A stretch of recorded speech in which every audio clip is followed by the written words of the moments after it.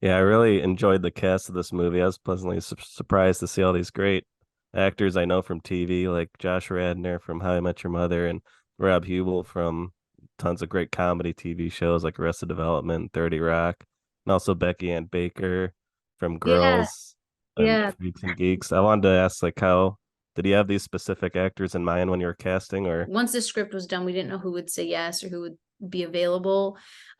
So I was pleasantly surprised when Rob read the script right away, got back to us. Josh read the script right away, and obviously he's an old friend, and that was an easy yes, and he was available, which is really cool.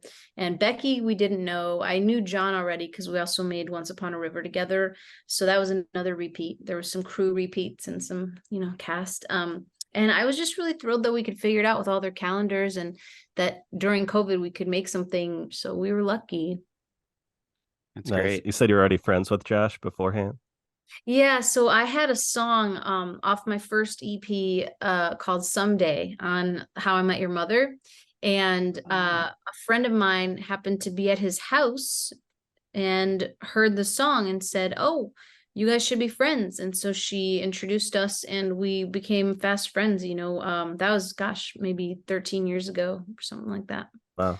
And so we'd always found ways to work together or look at each other's stuff musically, but we never knew that a movie could happen. So I was really happy that he said yes when this became a possibility. So I was just wondering if you could talk a little bit about the music in the film and your background as a musician.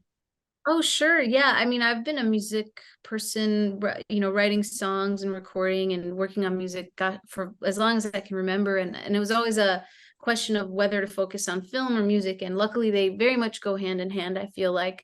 And especially the musical piece of films, that's just my most favorite thing to work on. So there were two composers on this, and one of them is Oliver Hill, who's in Coco, and the other is Zach Ray, who's in Death Cab for Cutie and does a ton of other recordings and producing and stuff.